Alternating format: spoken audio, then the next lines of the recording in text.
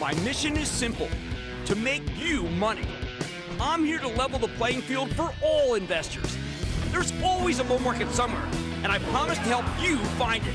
Mad Money starts now. Hey, I'm Cramer. Welcome to Mad Money. Welcome to Cramer. I'll do make friends. I'm just trying to make you a little money. My job is not just to entertain, but to educate and teach you. So call me at 1-800-743-CNBC. Tweet me at Jim Cramer. Did we just get a dry run of the market's reaction to Kamala Harris's win? Don't know. That's certainly how it felt today, didn't it? And while it was pretty harsh on some stocks, it was nirvana for others. On the eve of the election, the Dow sinking 258 points, the S&P declining 0.28%, and the Nasdaq dipping 0.33%, I'm seeing irony over what's winning and losing pretty much everywhere. First, you should understand that traders are always looking for any sign that someone else knows something that they don't. They want to get ahead of tomorrow's results. Although, for all we know, it could take days or weeks before we both candidates accept the outcome. We can talk about that tomorrow night when Carl and I sit down right over here. And this weekend, these traders found a newfound source of conviction, specifically the Ann Seltzer Iowa poll that showed that this in-the-bag red state, it could be going blue.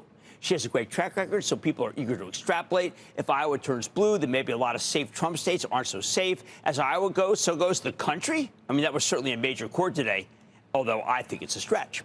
Let's start with the most incredible of reactions, the bond market. Interest rates went sharply lower today. Now, see, I'm so used to interest rates going higher on a Democratic win that this took me by surprise. It's completely out of character. But the bond market's deep. The bond market's huge, and its judgment is not made on a whim. There had to be billions of dollars invested today on rates going lower if Harris wins the election. I find that astonishing. What's behind this anomaly? Look, neither candidate's campaigning on a balanced budget. But there are endless calculations about how much worse Trump would be for the deficit than Harris would be. The bond buyers know that the potential payments from Trump's tariffs won't offset his proposed tax cuts. Again, they're both bad on the budget deficit, but the bond market really says it's really not loving the big-time bad of tariffs. Hate Trump or love Trump, you have to accept that the bond market is saying that interest rates will go lower if Harris is elected, because fewer trillions will be added to the deficit as opposed to more trillions. Yeah, it really is that strange.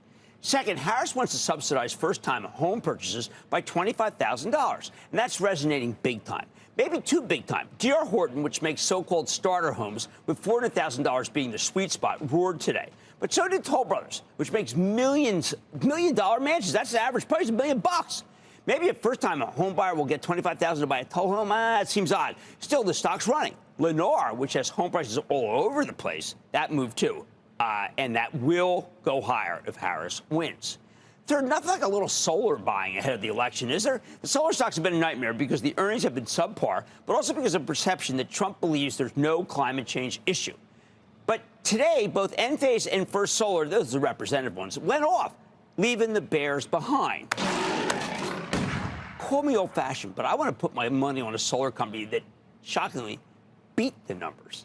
That's Nextracker, NXT. Now, the charitable holding did miss its quarter 2 seasons ago, and that was infuriated me, as you know. But last week, it did report a phenomenal quarter with a huge backlog of equipment that makes solar more efficient. Their technology allows solar panels to rotate and track the sun, allowing them to maximize power generation. No wonder it rallied nearly 6%. This is the ideal Harris stock, which is a major reason why we bought it. We wanted to hedge our bets. Fourth, the companies that import heavily from China have been banged down for ages now. Sell. Not today. Today, we saw companies like Shark Ninja and Elf Beauty. They had bids underneath them. After rallying relentlessly for most of this year, Shark Ninja turned ice cold last week. It's trying to diversify its manufacturing away from China, but nobody can do that fast enough. So there's a relief rally for a stock of a very, very good company. Same with Elf, which could be a huge winner under Harris because so much of its cosmetics are sourced from China. But it's all relative. Neither of these candidates is a fan of the Chinese government. It's just that Trump seems to be going for a total shutdown against companies that don't move their manufacturing elsewhere. Not getting that same vibe from Harris. The best examples of Harris victory trade, how about Constellation Brands, STZ, the maker of Modelo, Corona, Pacifico? It's a beer that indexes very high with Latinos, and the market's sensing that immigration will be more liberal under Harris, which means Constellation will have more customers here. Not a stretch. Constellation has good data on this. Not only that, but Constellation's beers are made in Mexico. See, now you can't make a Mexican beer in Milwaukee. Management's confident that they won't be hit with a tariff increase under Trump. I disagree.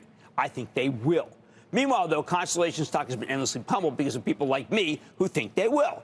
It's clear from today that the decline here wasn't caused by earnings, which have been better than the other brewers. The stock's been going down on the possibility that Trump could slap whatever tariff he wants on these popular imported beers. Doesn't matter what the company says, right? The traders think they know better, even if they don't. Stanley Black & Decker makes a ton of stuff in China. Its rally today seems to point toward a Harris win tomorrow. It's been getting shelled on both earnings in China. That's a double play. The Fed can help on earnings, but only Harris can help on tariffs. Yet he rallied too. 40% of their cost of goods are sourced in China. That's enough to spur the stock. But they're doing their best to diversify away from China to other countries. Can't move fast enough under Trump. Nice cushion of time with Harris? Seems like it. Goldman Sachs, they put out a piece on Yeti, a recent list of companies that are relying on China, and it was on it. So it's been outed and pushed down until today. Now, there's some random retailers that are viewed as Chinese import havens, namely Best Buy and Dick's Sporting Goods. Now, that judgment may be lacking in rigor, but these are traders we're talking about. They use a meat axe, not a penknife. You go to a Best Buy, a charitable trust position, you don't see a lot of stuff made in China. But why let the facts get in the way of a real good story? How about the quintessential losers under Harris administration? Traders shelled the health insurers all day. The stocks of United Health and Humana got rocked. Now, these are actually obvious whipping boys until a candidate gets elected. Then the insurers defeat whatever the president wants. Anyone who gets in the White House is revealed to be all hat, no cattle when they go against the health insurers. Even Obamacare ended up being a massive subsidy to this industry. All right, now here's the most complicated ones. The hyperscalers, Meta, Amazon, Alphabet, Microsoft, they all traded horribly today. So what does that say? It says that the traders are betting that Harris will stand by Biden's FTC and antitrust appointments, who are known to be anti the hyperscalers.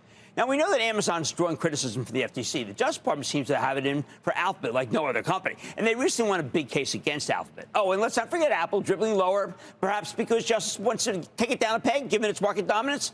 I was hoping that Harris would be more business-friendly than Biden, but today's action says maybe not. It says that Biden's people are here to stay. I hope the market's actually wrong on this one, but this could be a real disappointment to those who thought that the dry spell in mergers was over. We know there are Wall Street donors who love to get rid of Lina Khan at the FTC and Jonathan Cantor, the head of antitrust, but there are no quid pro quos here, if only because you can never really rely on a politician, as they say, to stay bought. If Harris wants to stick it to her donors or show independence from them, she can keep Khan and Cantor on. That'd be a smack right in the kisser for those who've been talking their book to the vice president. But remember, I said there's a lot of irony here at the top. The companies that Jonathan Cantor and the FTC have picked on, they've been fabulous stocks. Alphabet and Amazon just had incredible quarters, and their stocks rallied big. Perhaps the traders are just shadowboxing. I'm not saying we should have a KNTR, Cantor, for Cantor ETF that lets you buy the stocks of all the companies Justice goes after. I am saying, for all the bluster from me and others, the stocks have done extremely well. Maybe antitrust is not the enemy. Bottom line, I'm not sure the market's right about what a Harris presidency would mean for business, but at least now we have a blueprint for what Wall Street thinks it'll mean. I like the idea that you can now get a jump on what traders think. Then again, I don't regard traders as the best prognosticators of anything other than what other slower traders might do within the next day or two. Just not worth changing your portfolio over. I say stay the course. Nico in Illinois. Nico. Jimmy Chill, the Apple Vision Pro, and can we get a booyah for the new open outcry trading floors in Chicago? Oh, if you want a booyah, you're going to get one for that because I'm in favor of that. What's going on? Booyah, baby. So, Jim, Disney's direction tried to lead in social media reach and cause claim a proven fail. So how will they partner with an industry leader and when will they start cutting partnerships or seats that drag them down? Well, what's really hurting Disney is actually the number of people going to theme parks, because the movies are now on fire. I think ESPN is stabilized. They've got the cruises coming, and the franchise is, remains very strong. I wish they'd get it over with how much money they owe Comcast for Hulu, and then I think we get some clarity. Until then, I think people are very concerned that even though the stock's been up lately, it's not enough. Now, I don't know if the market's right about a Harris presidency and what it would mean for business, but at least now we have a blueprint for what Wall Street thinks it'll mean, and I'm not sure they know, given the fact how great the stocks of the hyperscalers have really been. Now, it's certainly not worth changing your portfolio over. On Man Money tonight, how is industrial ARC best responding to some latest speed bumps? I'm learning more with the CEO. Then the Dow Jones Index, it just announced 2 change-ups to its roster. I'm breaking them down. And later, Qatar is down after a disappointing report. I'm getting an outlook on the oil and gas industry. Maybe that judgment of Qatar stock is wrong, too. Stay with Cramer.